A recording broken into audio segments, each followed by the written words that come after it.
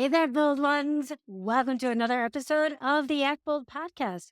Today, I have a very special guest. His name is Nick Demos. Nick is an award winning producer. He has won a Tony for Memphis. He won an Olivier for Nick. Jump in here. Tell me, you just told me. Come from away. Come from LA. And Nick has come from LA. He's in LA. I'm in Munich, and we are going to make this work. People, you do not know the troubles we have had.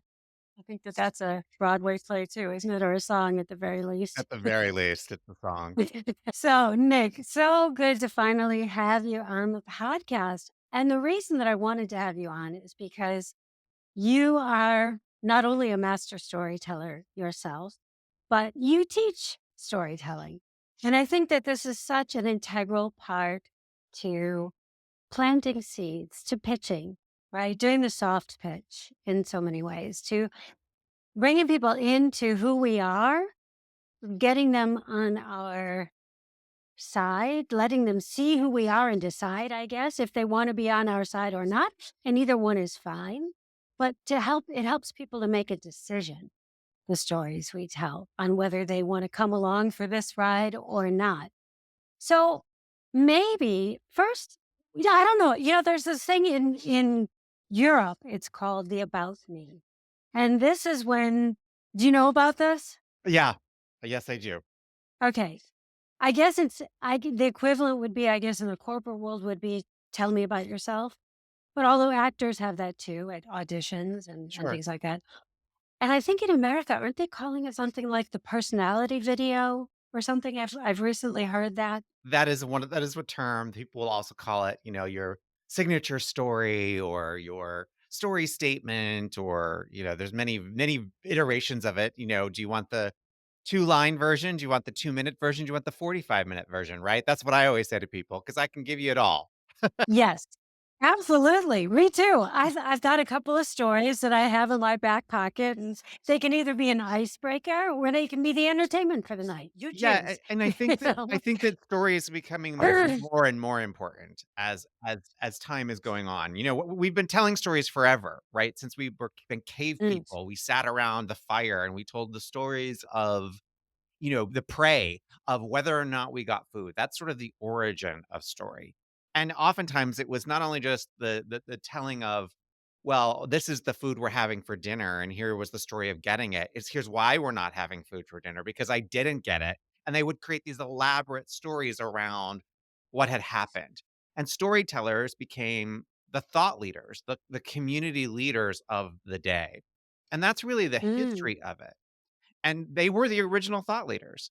And so as time has progressed, there's been more and more various ways in which we can tell story, right? We can tell story through so many mediums now more than ever.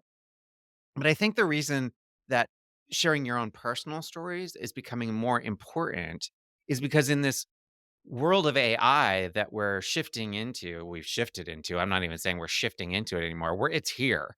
You know, that yeah. that being real, genuine, authentic, sharing vulnerability is going to become the superpower. It's going to become more important than ever.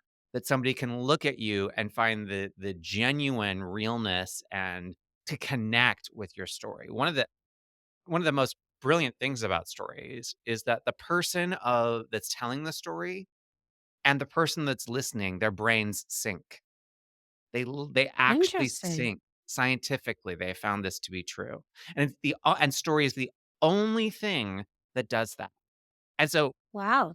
yeah, So it literally connects people. it Literally. literally physically connects people. The Yeah. brain waves actually connect. And it's the only thing in the world that does that.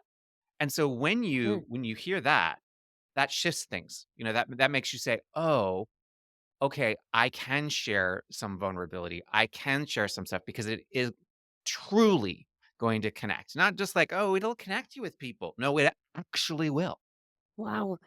I didn't realize that that was like a physical thing that actually happened. I mean, I knew it was interesting you were saying thought leaders, and I think because they're the ones who brought the people together as well and Yeah. had like the stage to just. But it's so interesting too because I this comes up as a coach for actors and people doing the about me or the personality, whatever we want to call it. What are the boundaries, right? So what is because we don't want to make people feel uncomfortable. We want to be vulnerable without like making them feel like they need to do something about it, you know? Yeah, one of the things that I tell my clients and students is that you don't want you don't wanna be somebody's therapist. You know what I mean? You don't want the audience to be your therapist, actually, is the way I should say that. That you want to share a story when you're on the other side of it. And how do you know when you're on the other side is the next Mm, question, right? If you're still in the emotion of it, then you're not actually on the other side. If there's still that mm, energetic charge, if tears are still streaming down your cheeks, then likely you're not on the other side. Then it is this boundary of like, well, are you sharing a story so that I can learn something, or are you sharing it for yourself? And that's the oh, difference. that's a good point. Yeah. Wow. That actually makes perfect sense. And I think, for actors, especially, oftentimes we will want to share a story that brings up emotion because we're trying to show this, that Yes. we have a direct line to our emotions and all. And yet there's like this boundary of being still in the thick of something and on the other side, so that like when I talk about my dad and there's a story I tell about my dad, I mean, it's a sweet story, but it still kind of brings tears to my eyes in a sweet way though, right? Yeah. Just because I'm sentimental. And I'm Yes. definitely not saying don't show emotion, because emotion is what makes you human. What I'm Yeah. saying is there's out of control emotion, where there's emotion that hasn't been regulated. That's actually a better way of Yeah. saying it. That hasn't Yeah. been regulated. So you So can is there a way to know that? Like, yeah. Yeah, well, I was gonna say you can tell the difference as an audience member, as the person that's listening to the story. You can tell when somebody's dysregulated and they're sharing their story versus somebody who's done enough work on the story, meaning on themselves, your inner story, that you can share your outer story. You can share it outwardly. And So you what would go no, ahead. Sorry. go ahead. No, no, no. I was going to say, what would be some signs for me as an audience member or as a coach? It's helpful, right? To know what are some signs that someone is dysregulated in their storytelling. Yeah. Well, definitely the out of control emotion. That's number 1. If you're seeing somebody and they're just sobbing uncontrollably, like, why they're trying to tell the story, or they're overexcited, they can't control their breath, that's huge. Breath Mm, is key. mm, If you are not in your breath, you are not in your body. If you're not in your body, then you're not sharing the story from a place of service. You're sharing it from a place, of being dysregulated. mm, yeah, that makes sense. So I don't know if you've seen this, but they do different types of the about me.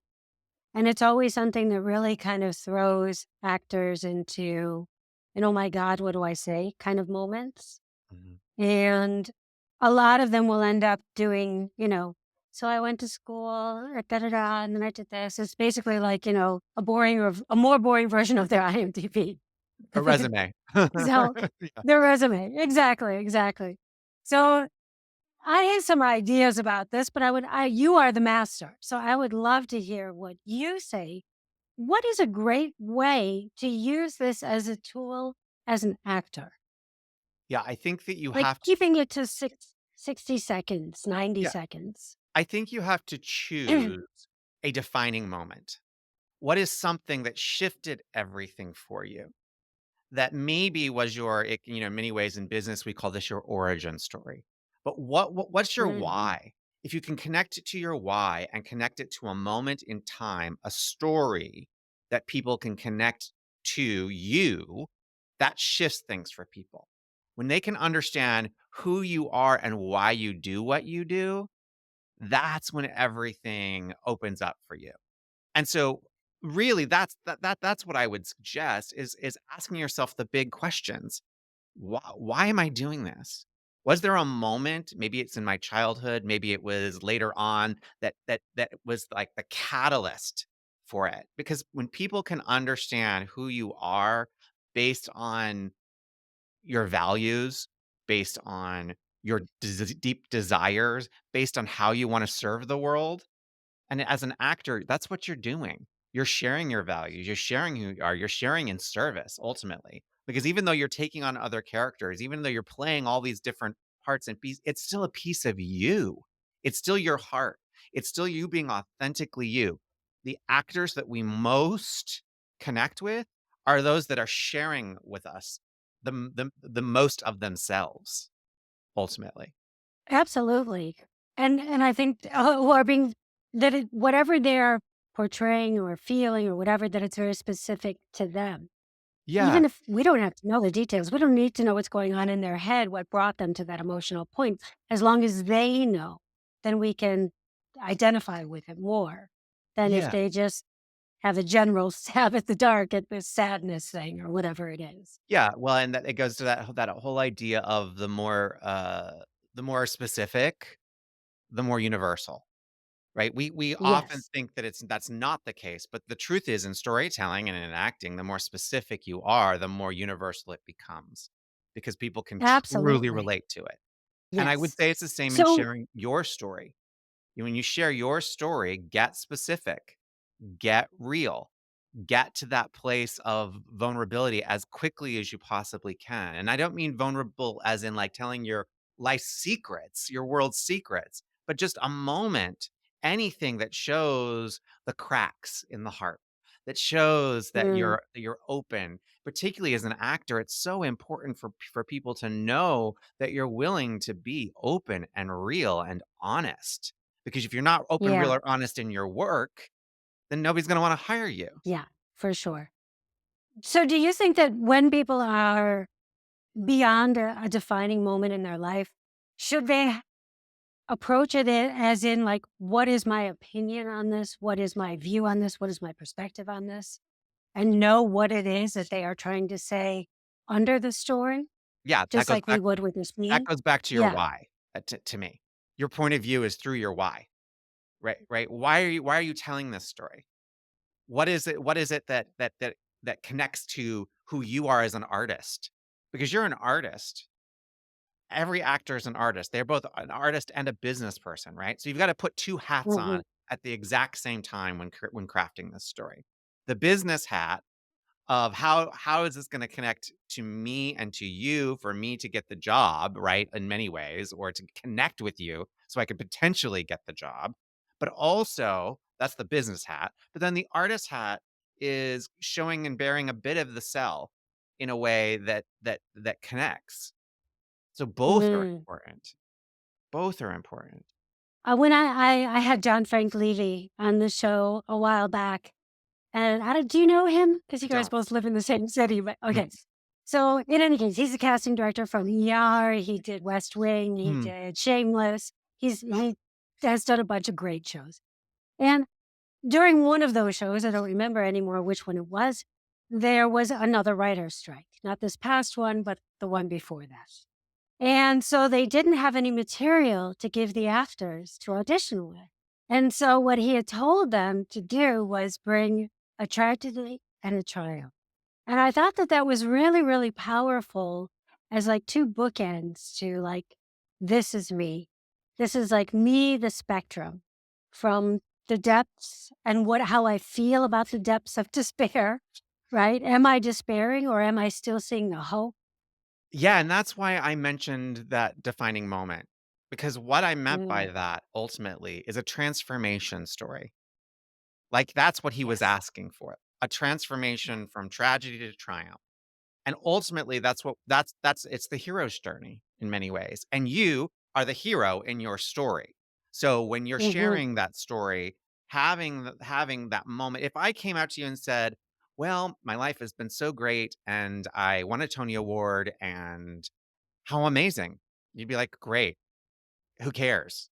Right? Happy for you. Happy for you. Good for Yeah. you. But does Right. that connect Right. did Right. that connect you to me in any way? No. But if I tell you the Mm. story of being at the Tony Awards And I'm sitting in the audience and, it's a long show and we're the last award and Bernadette Peters comes up onto the stage and she opens the envelope and she says, "Memphis."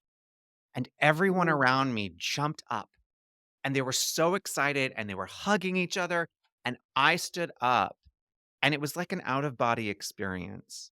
My first thought was not, "Oh my god, I just won a Tony Award." My first thought was, "Oh, thank God my investors are going to get paid back." My second thought was, "This is it? This isn't how this is supposed to feel." And I'm walking up onto the stage, and they say it's like an out of body experience, and it was. It felt like I was in slow motion as I got up to the stage to accept the Yeah. award. And the entire time, my head was, "I'm not feeling this. I'm not feeling excited. I'm not feeling elated. I'm feeling slightly relieved, but I'm also just feeling numb." Wow. And in that moment, I knew that I had work to do on myself.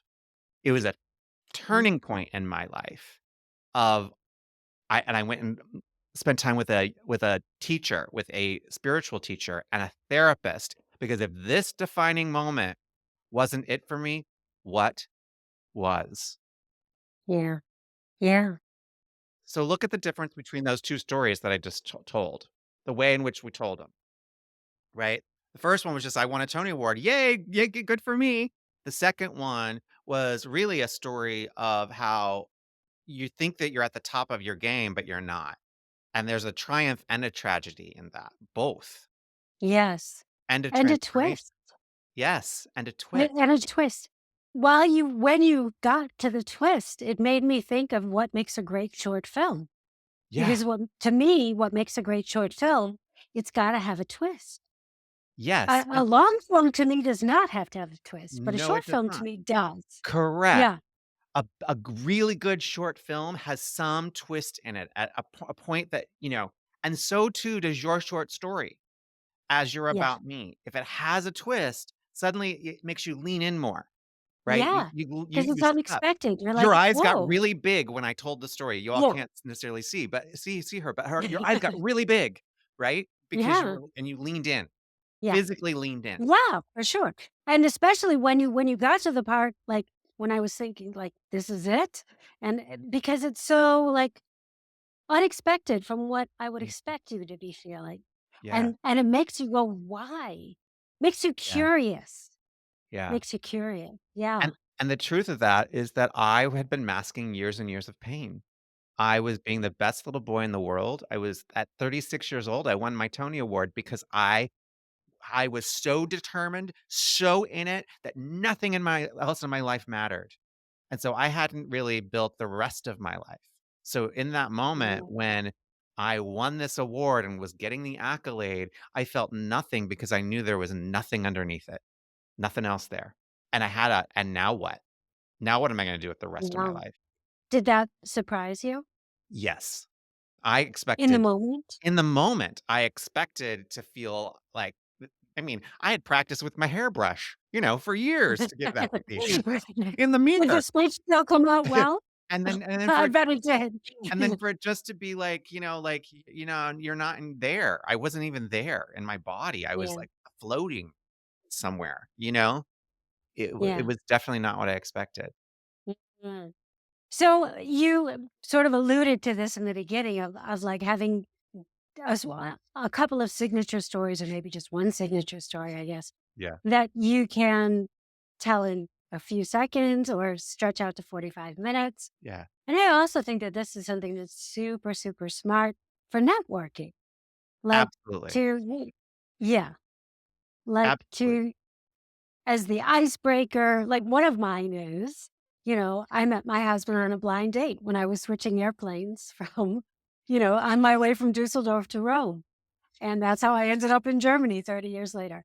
So and that's if people wanna know, then they're like, "A blind date? Really? And you're still together?" Or whatever it is, or "You were here, or he was there." It makes you wanna leave. It's one of those things where it it's an invitation.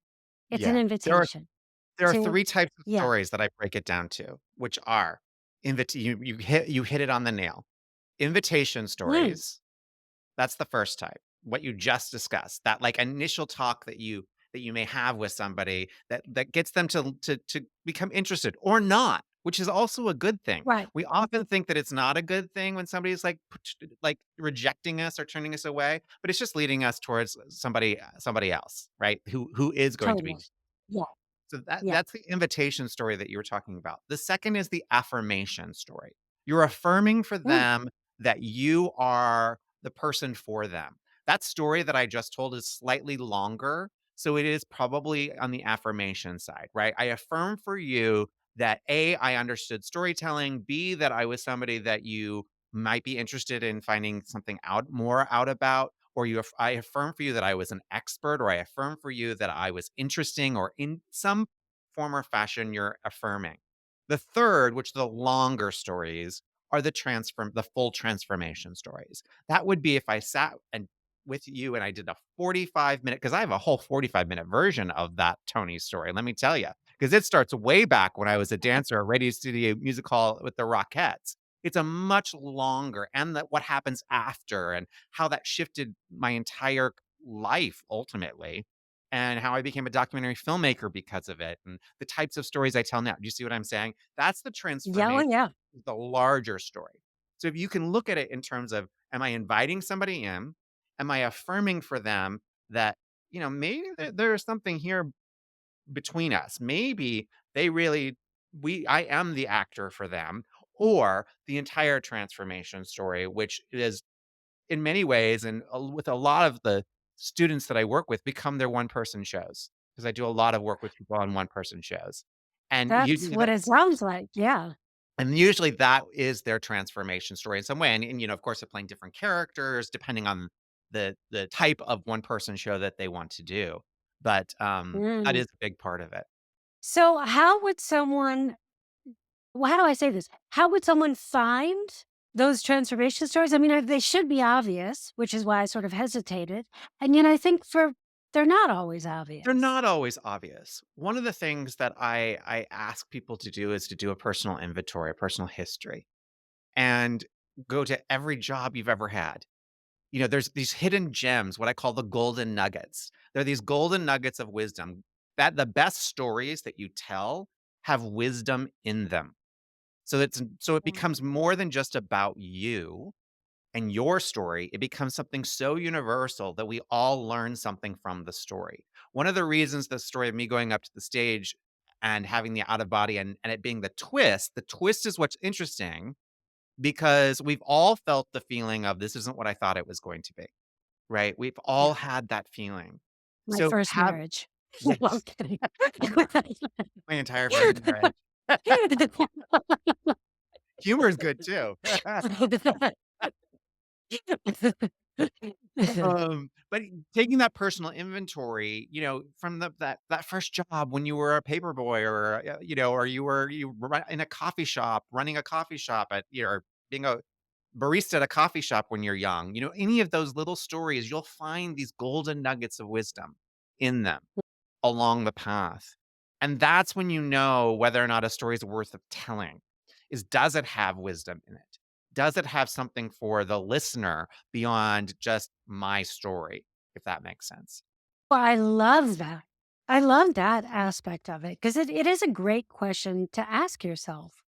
And it goes in line with what is my perspective on that, but Yeah. that brings it back to me.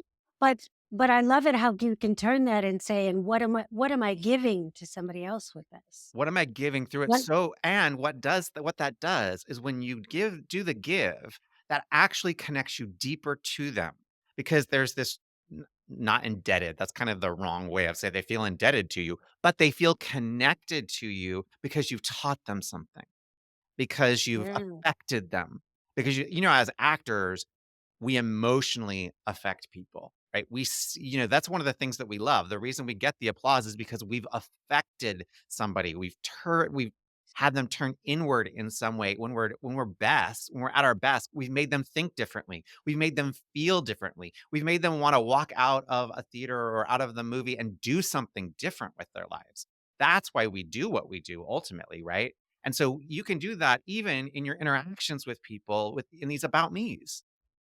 So if someone were to sit down with a piece of paper and say, or should they? Maybe they should just grab their cell phone and talk into it. What's the best way to kind of figure out which story? Say you have 5 transformation stories. Yeah. Is it just testing them out, or? I think it is a process of elimination and a process of practice. What I have found is that everyone's process is slightly different depending on the type of learner that they are. For some, they truly, particularly the writers, want to write it out. They want to write out every moment and they want to write it and write it and write it. And I think that's great if that's your process. For those that are of us that are more verbal processors, we want to speak it. So grab a recorder, speak it. You might want to record yourself. Whatever it is, whatever that process is for you of practicing it. One of the things about storytelling, you get better and better the more you practice it. And know this, I never tell the same story twice the same way. I'll tell Mhm. the exact same story, but I tell it slightly different because of where I'm at that day or what's happening that day. So it's not about memorizing a script in that sense, right? I think that Yes. is different than being an actor. You're not memorizing a script. You're telling something from your heart, and you want it to be as natural and real as possible. Which, as an actor, you can do. Of course, you can memorize it eventually and get it to be more and more. But it's similar in the sense of practice doesn't make perfect, but it makes it compelling. And that Mhm. whatever that process is for you, it is truly different for people. But I do think telling them, you get the reaction. Just like you do as an actor, you get feedback. You get feedback from your director. You get feedback from the playwright. You get feedback from the casting director. You get feedback, right? It's the same with telling these stories. You have to go out and just do it and try them. Yeah. See what resonates Yeah. with others. And then when you hit on something, when they do that, when they have the gasp, when they lean Yeah. in, when they ask a follow-up Yes. question, that's when you know that the story is resonating. Yeah. Yeah, that's so good. I love that. And it is so true. Even like, when we do group evaluations, maybe that's the wrong way to do it, say it, but giving perspective on Yeah, people's whatever it happens to be. And one of the things that I'll ask, one of the prompts that I use is, where are you leaning in? And where did you find yourself leaning back a little bit, not so yeah, interested? Exactly. Because we literally do, you're right. We literally are like, "Ooh, like, tell me more." And that's what you ultimately want as one human being to another, especially in this of what we do, right? This connecting people through storytelling, because that's yeah. ultimately what actors are, even when they're not telling their own story. Yeah, an actor is a storyteller at the Yeah, end of the day. So the better that you get at telling stories, the better actor you are. Right? yeah, And because both the internal stories we tell ourselves and the external stories, because your characters are also telling internal and external stories, right? They are storytellers yeah, as well because we are all natural storytellers. This is it's the most natural thing in the world because as I said, it's in your DNA. It's literally been passed down from generation to generation to generation to generation. yeah. So when do you recommend that people have, like, I mean, I usually say 3 to 5 stories and kind of have them sort of depending on, you have your icebreaker story, have your story that's a little bit more emotional that you could tell as a contrast, like depending if you're auditioning for a deeper role and somebody says, "Go ahead." Yeah, at the very least, those 3 stories that I said and have an invitation, affirmation, and transformation story, at the very least. So I was confused. Okay, I thought that the short version was the invitation story, like the two-liner, Mhm. and that the if you made it a little bit longer, it becomes an Well, affirmation, the interesting thing and is then you can do that. You ah, can make okay. one story, all 3 of those, right, based on or you could have 3 separate stories. Mm. Do you see what I'm saying? You could do both. Yes, Either way, honestly. You can use one story and have 3 versions of it or do 3 separate stories. But at any rate, have at least that is my point. yes, yes, yeah, absolutely. I think so too. But It I think really also kind of, go ahead, I'm yeah. sorry. No, I was just gonna say it really kinda solves the problem of not knowing what to say sometimes. Yes. You can lead with a prompt with someone else, you know, like, "How was the weirdest way you ever met somebody?" "Well, let me tell you about how I" right? Yes, So, absolutely. yeah. That said, I think what you're getting at here is maybe you need various stories, right? Because Yes. the key here Yes. is know your audience. Who are Yeah. you in front of? Who are you speaking to? Because those who are you sharing your heart to? That's really the question of know your audience, and that goes back to that nugget of wisdom. What do they need to learn? Maybe it's about you. Mm. They need to learn about you, to know about you, to book that job, right? So, do you have a story for that? That's really a question to ask yourself. Really depends, or is this like a, a connection with a fellow actor? Maybe that's a different story. Somebody you want to collaborate with. That might be a different story. Do you see what I'm saying? So know who you're Absolutely, speaking. yeah. It's making me think because, you know, some of the exercises that a lot of my client part of what we teach them is finding the themes that you resonate with, Yeah. finding because you know, the characters that you wanna play are not always the same ones that you enjoy watching, but the Yeah. ones you wanna play will generally have something to do with the themes that are important to you in your life. So, I'm not sure why, but something about what you said made me think that probably having stories around those themes is a good way to show who you are as an actor. Yeah, and this is a lot of the work that I do with actors when we work on one person shows, is that finding those themes that resonate for them and the stories within a larger story, a larger arc, a story arc that of a theme ultimately that they're trying to tell, the story that they're trying to tell with their one person show. So yeah, Mm, very much that. interesting. Yeah, because I just find that themes are so important Mhm. for all of us human beings, not just actors, but for actors especially to understand who they are as an actor. Yeah, it's themes and archetypes ultimately. It's like what is Yes. what is that thread? I call it the golden thread. There's a golden Mm, thread here for you because not only is it a golden thread between all of the pieces of you, but it's also that golden thread that leads to that golden nugget of wisdom for your audience. yeah.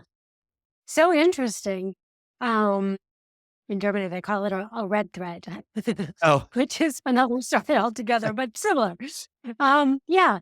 So, what else would someone need to? I feel like we've covered actually a lot in a really short amount of time, but what else is important for people to understand when it comes to storytelling? Because I think a lot of people don't think that they are natural born storytellers, even actors.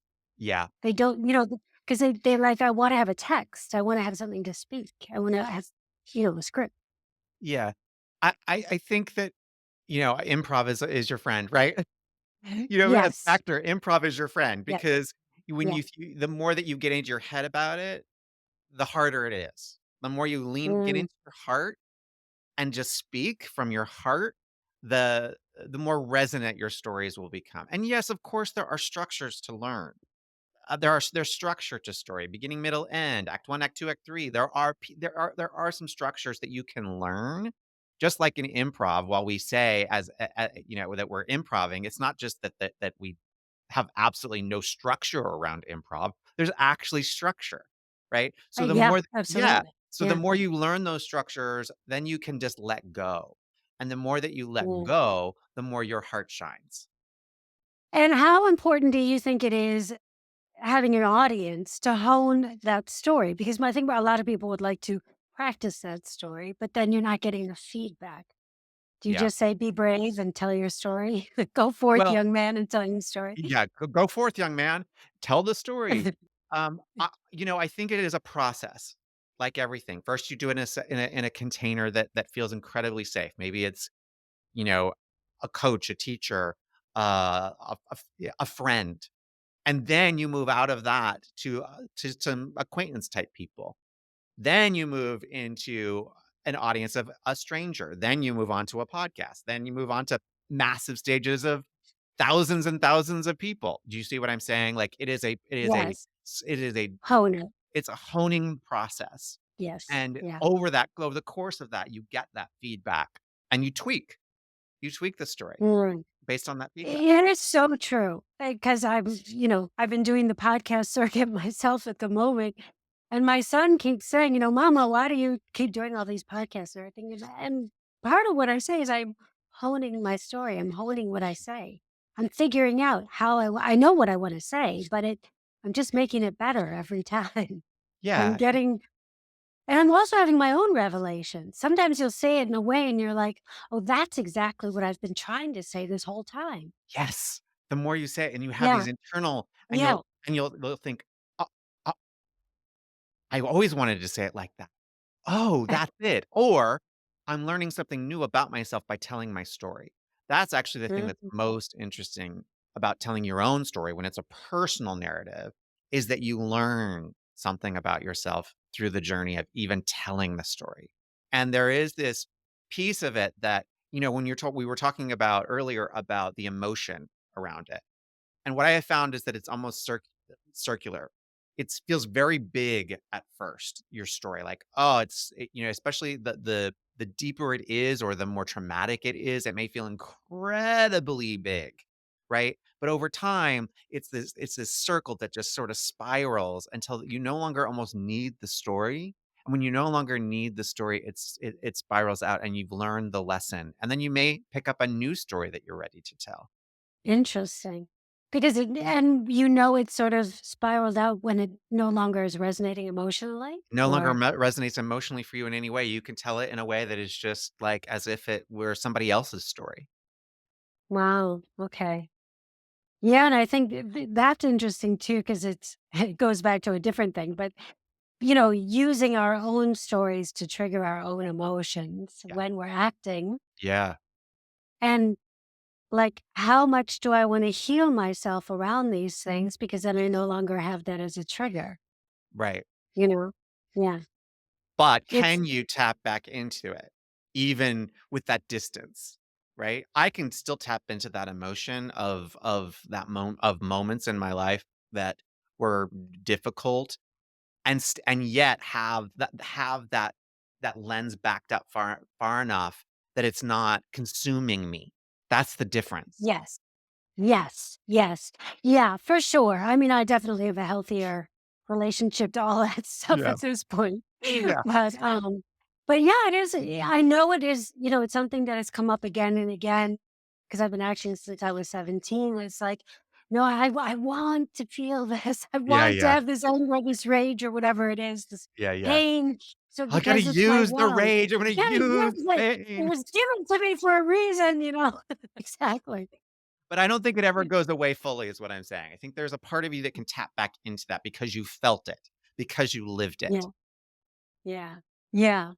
Yeah. It's so interesting. So, okay. We've talked a lot about storytelling. And what do you recommend people, okay, just for actors in general, because do you recommend they do two contrasting about me's, just like they would do two contrasting stories or not stories, monologues? Oh, you know what? I've never been asked that question. That's Okay. really interesting. I love this question. I'd never thought of it like that. But that is really interesting. Like, like you're comedic and you're dramatic. Like that's so like Kind of interesting, like right? that. Yes. Yeah. I Because love it that really, idea. you're welcome. It shows two totally different sides. You can be to the same coin, right? I mean, Yeah. you're still the same person and you still have the same perspective, but I was recently on a podcast where it was a very interesting premise. I should give you would make a great guest for her as well. She's a psychologist who, the name of her podcast is called Profoundly Seen. Mm, Lori De Laurentiis, I think. I'll look it up. But anyway, so she brings you onto the show and you talk about a scene that had a profound impact on your life. And mine was The Exorcist, which I saw as a 10-year-old child. And it profoundly affected me. mm. And I've always told this story as the funniest thing in the world. When I was truly so terrified we had to sell the house. And yet now it's getting me because I never did before I spoke with her about it because we laughed and we laughed and we laughed and we laughed. And then all of a sudden I saw her see me and she said, "Do you mind if we just talk about it for a sec?" And I was like, "Oh shit." She sees me, Yeah. you know? And she saw that I was deflecting. And it had Yeah. never even occurred to me that I was deflecting. I just always thought it was a really funny story. Yeah. And then when we got into it, it was like, no, that was a really fucking traumatic time in my life. Yeah. And not just because of that. My parents were having a custody fight. My mother was going through a divorce with her other husband. It was like this shit show happening. And so, but it's so interesting in the telling and the telling when you have a good coach, like someone like you or a therapist like she is, Yeah. right? Someone who sees you and Yeah. can say, wait, can we? I see something there. Can we Yeah. get to that? Yeah. Yeah. Because that's where the gold is. Yeah, and what I have found is that even the most dramatic stories, when you tell them properly, are dramedies, right? And every comedy, when you tell that best, is actually also a dramedy, right? Yes. That showing both sides of that coin is sort of important, so that people can see the wholeness, the fullness of the picture. Rather than it simply being yuck, yuck, yuck, funny, funny. And maybe this is why I've never now that you're saying this, now I'm getting why I've never told somebody to do a dramatic and a comedic. Because actually what I work with people to do is for them all to be one in their story, to be both Mm. and dramatic. So I didn't mean dramatic and comedic. What I actually meant was when I told the story of John Frank Levy, it wasn't one story that he wanted the tragedy and the triumph. He wanted two stories. Ah, gotcha. Yeah, And that's why I was gotcha. because I always thought that was really interesting because you could explore both. However, you explore the world. I obviously use humor to Yeah, deflect, to most of us do. connect, Yeah, yeah. And so, I'm aware of what I do, but it weaves its way in. But I think it does allow you the opportunity to touch on different emotions, yeah, even though you may be using drama and comedy within the same yeah, yeah. stories. Got it. I get what you're saying now. Yeah. Yeah, absolutely, Yeah. absolutely. Yeah. And that's, you know, ultimately, if the takeaway is anything from the storytelling is that bring all of yourself to it. Bring Mm. all of who you are to your story. The more vulnerable you are, the more open you are, the way that you were, which is why she saw you. Even if Mhm. you were, masking or if you were deflecting, there was still something in that story that you told that she saw all of you, and your audience Mhm. wants to see all of you too. This has been such a good journey. We had a story here. We had a few of them. I loved Yeah. the twists and turns on this one. So one way that I always wrap up every podcast, this is called Act Ball. So I always ask people to spontaneously tell me a story. It doesn't have to have anything to do with the industry, or it could be any time in your life when you acted boldly and you had some unexpected consequences, good or bad. Okay. I was doing this is industry related. I was doing the Radio City Christmas Spectacular with the Rockettes, and I was miserable. I was absolutely miserable as a dancer in the show. I It is Christmas Eve, and the way that I'm in this number that's a Russian ballet, but the Russian ballet, the Nutcracker, is done in bear costumes. So I'm at this show, and I'm in a bear head, and it's Christmas Eve, and the way that the director staged it, we had to jump off a trampoline and land and do a Russian toe jump and land on the stage. And I did, and there's this big number grid at Radio City, and I'm looking for my number, and I can't find my number, and I can't find my number, and tears are streaming down my cheeks in the bear head on Christmas Eve. And I go up to my dressing room, I take the bear head off, and I remember looking in the mirror, and I remember saying to myself, "This is not your life. This is not how you are an artist." And 3 days later, between Christmas and New Year, I got on the phone, old school, got on the phone and called every person I had ever worked with before in the theater and said, "I'm a director and choreographer now." Had I been? No, never. Just said it. Just decided that day that that I needed to shift because I wanted to tell stories the way I wanted to tell stories, not being a backup dancer in a bear head at Christmas. And one of the theaters, the artistic director said, "Oh my god, Nick, we just lost the choreographer for our show. Will you come to Florida in February, a month and a half later, and choreograph this show?" And I said, "Abso-friggin-lutely."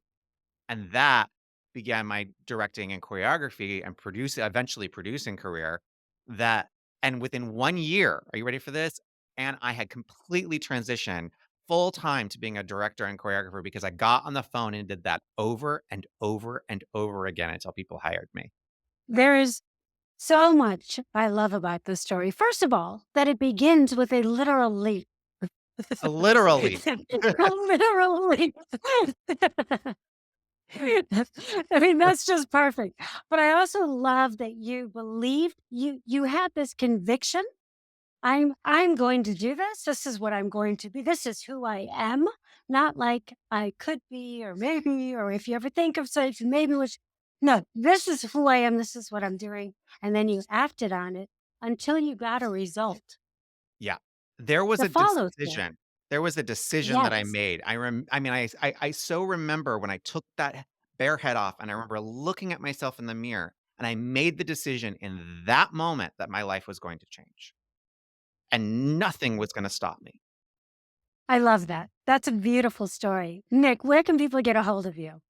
They can find me on Instagram or LinkedIn. I mean, basically all the socials at the Nick Demas, THE. I had to do that because and my website is also thenickdemus.com because when I went to go get my website, believe this was like 20 some years ago, nickdemus.com was already taken. And I was like, who has it?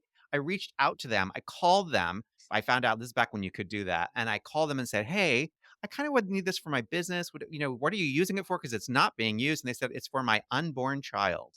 And get Okay. this, it still isn't being used, but I can't get it. Oh So I was like, no. well, then guess what? I'm the Nick Demas.